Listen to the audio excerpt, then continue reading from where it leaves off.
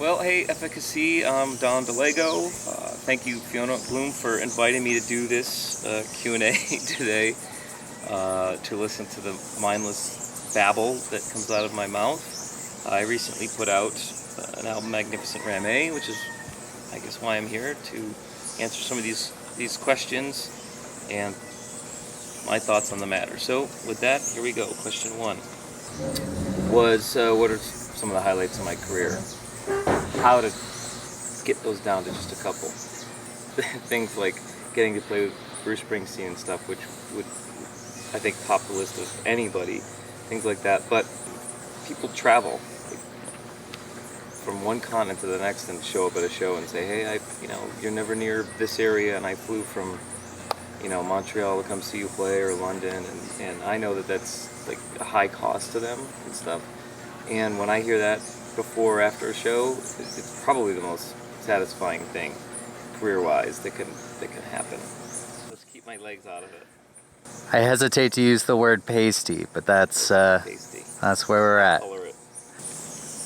Well, if I could transport myself back in time anywhere as a recording nerd, confessed recording nerd, I'd probably like to get into those sessions just on the cusp of Brian Wilson losing his brains, losing his mind. But a lot of things that he was doing at that time are things that we hear people doing with Pro Tools today and in different software programs, things that are it's very easy to manipulate sound in the modern era. I mean, you probably could record a record on your phone and manipulate it significantly easier than what Brian Wilson was working with, which makes what he did all the more astounding. Of course, there were also recording budgets back then that we will never see again. Who would I like to have dinner with? Oh God, I'm gonna go good old Honest Abe. Why not? I seemed like a good man, did some good things. Lay it on me, Abe. Give me some good advice for how we're gonna get through the next 4 years.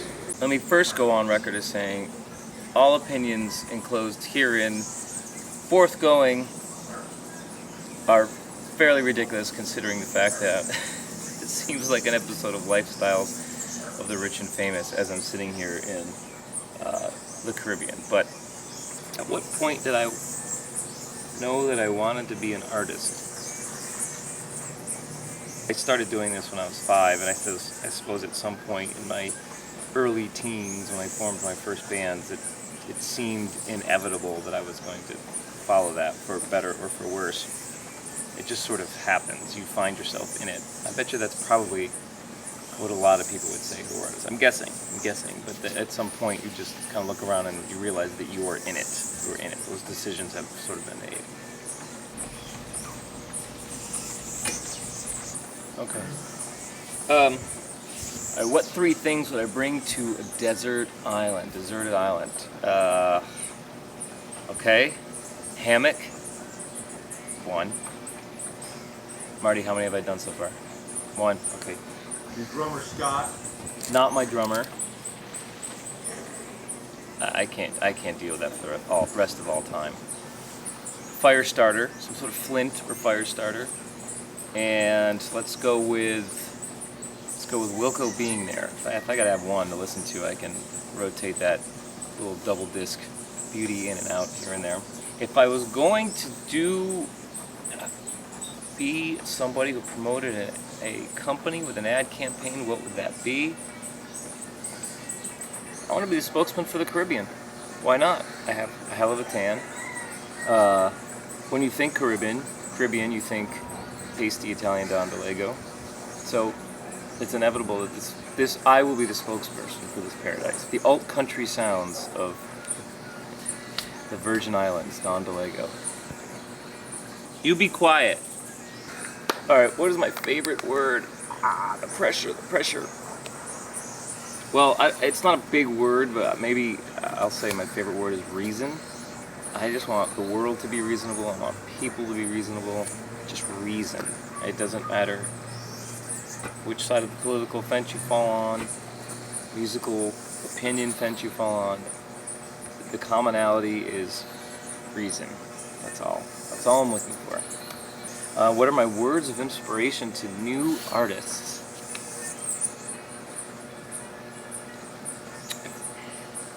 No one needs to hear from me on this. Nobody. I think we have to do this one again. Yep. Don Dilego, back again at you. Okay, words of advice for new aspiring artists. First on the list, don't listen to anything Don Dilego has to say. That's the top of the list. B, pretty much what anybody would have to say in the matter is irrelevant if you were to ask 1,000 different successful artists their path to that success. Like, there's going to have to be 1,000 different answers to that question. Getting a little steamy out here. Where do I shop for a suit? Wherever the closest Salvation Army is. What book am I reading right now? The same book I've been reading for the past year as I pick it up and put it down, but it would be Sapiens. I can't tell everybody enough to pick up this book. I won't even get into it because I'm nowhere near qualified to speak to the level at which the author does, but Sapiens just speaks to the sort of the Homo sapien race and how we've survived amongst all the other human races, and on, where we're headed, where we've been. I feel like a historical must-read. What else we have here? Who would I most like to collaborate with? I think when you've been doing this as long as I have, and also have a recording studio and you're producing, you often in your head get way too arrogant and way too above your pay grade and thinking you know what you're doing. In the last couple years, I've been working harder to kind of like break that wall. That's almost like something.